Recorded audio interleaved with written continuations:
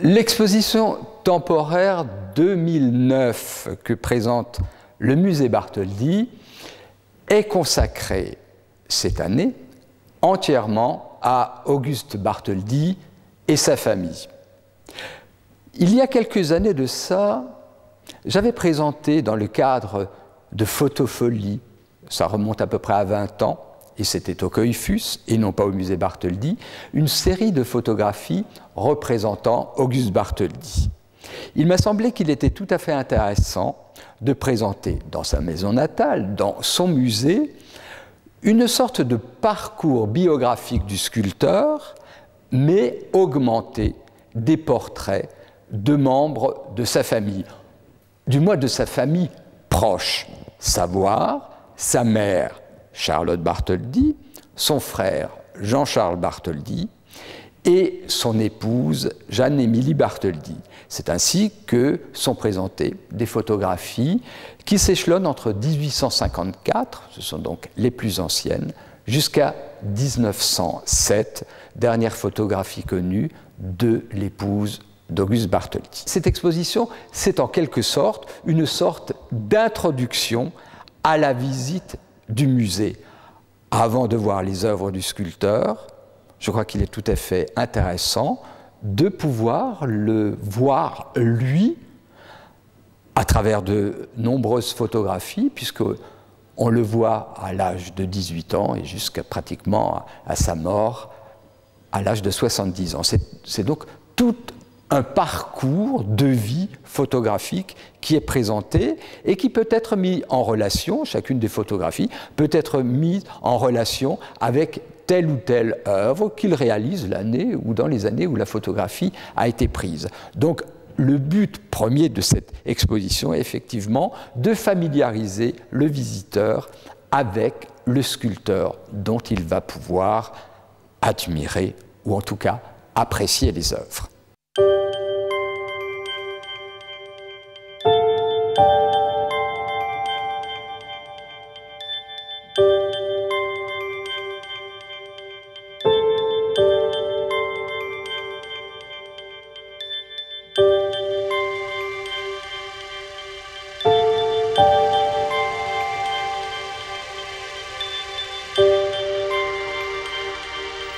À regarder ces photographies, dont certaines sont très très anciennes, les premières remontent à 1854, la photographie est presque floue, c'est un papier salé, on y voit la mère d'Auguste Bartholdi, ou plus exactement, on la devine tellement l'image est comme brouillée, nous sommes loin dans le temps.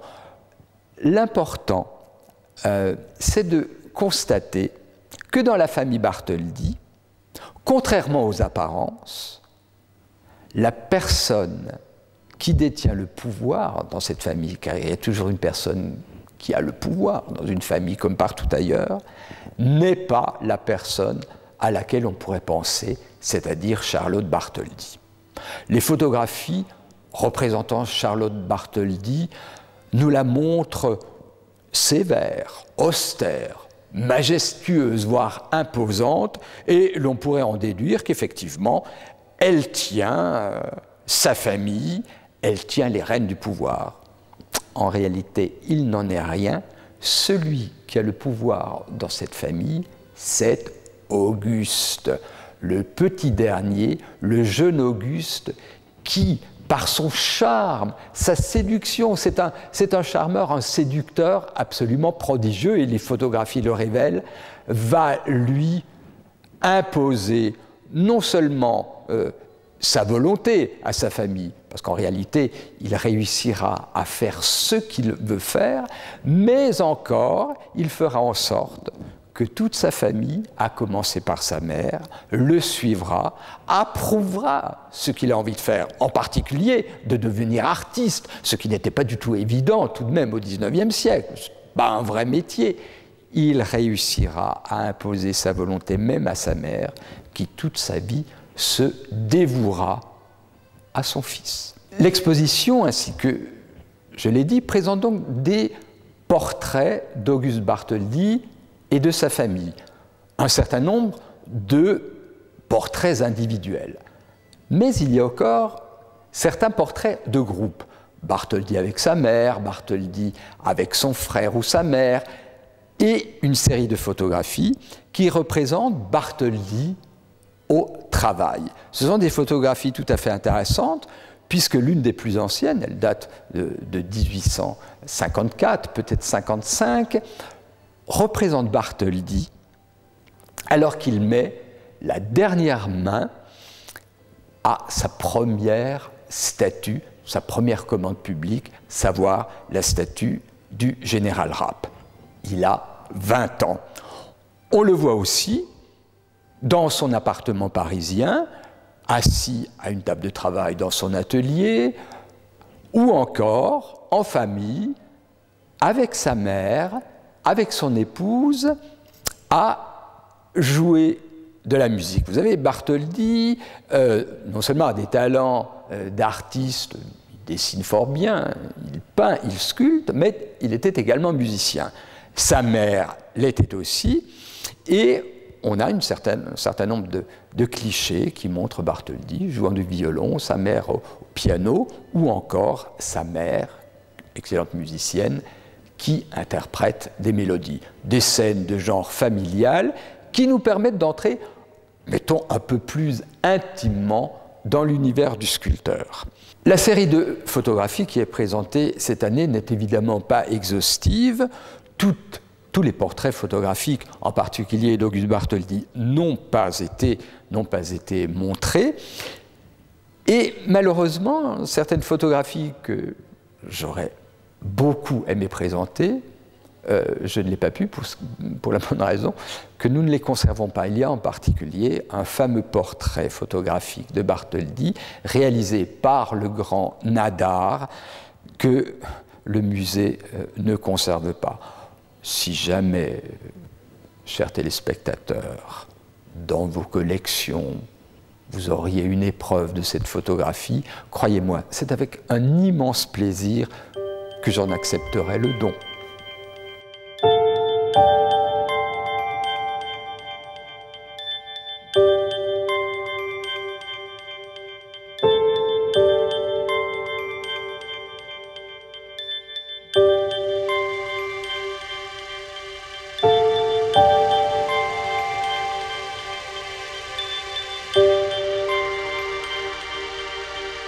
L'un des partis pris de l'exposition, il y en a toujours, a été évidemment de présenter ces portraits photographiques et scènes de genre d'une manière chronologique.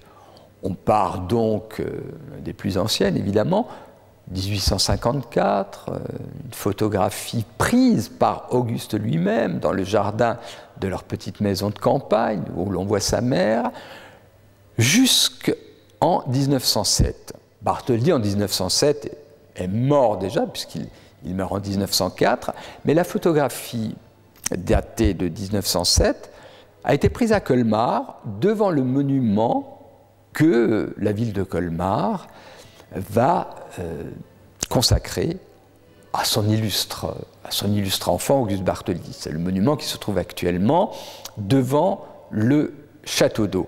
Il a été inauguré en 1907 et c'est l'occasion pour Jeanne-Émilie Bartholdi, veuve de l'artiste, de venir à Colmar. Elle assiste évidemment à l'inauguration, mais ce qui est important pour la ville et pour le musée, c'est que c'est lors de son séjour à Colmar en 1907 qu'elle va décider, ceci sera fait par devant notaire, de léguer à la ville de Colmar la maison natale, donc l'immeuble 30 rue des Marchands, avec tout le mobilier, tous les objets que l'immeuble contenait encore, de le léguer à la ville de Colmar afin que soit créé un musée Bartholdi dans lequel seraient présentées toutes les œuvres qui se trouvaient encore à Paris dans l'atelier du sculpteur qu'elle offre également à la ville de Colmar. C'est ainsi que le musée Bartholdi allait ouvrir ses portes quelques années plus tard, en 1922. La guerre aura un peu ralenti le processus, mais c'est donc en 1907, à l'occasion de l'inauguration de ce monument Bartholdi, que Jeanne-Émilie donne à la ville la quasi-intégralité des maquettes, des projets du sculpteur. À ne s'attacher qu'au portrait du seul Auguste Bartholdi. Photographie prise sur une période de presque 50 années. Il est vraiment frappant de remarquer combien cet homme est resté, j'allais dire, jeune. Il y a dans son regard, même à la fin de sa vie, une vivacité, une flamme tout à fait extraordinaire. C'est un homme tout à fait remarquable qui était tellement dans son œuvre, dans son travail, et qu'il a fait avec une telle force et une telle conviction que cela transparaît en quelque sorte dans les images. C'est une personne que les aléas de l'existence, certains échecs, certaines défaites n'ont jamais réussi à abattre. Et je crois que l'œuvre sculptée de Bartholdi est exactement à l'image de cet optimisme, de cette conviction très intime, très profonde, que la vie, quoi qu'il advienne, l'emportera toujours.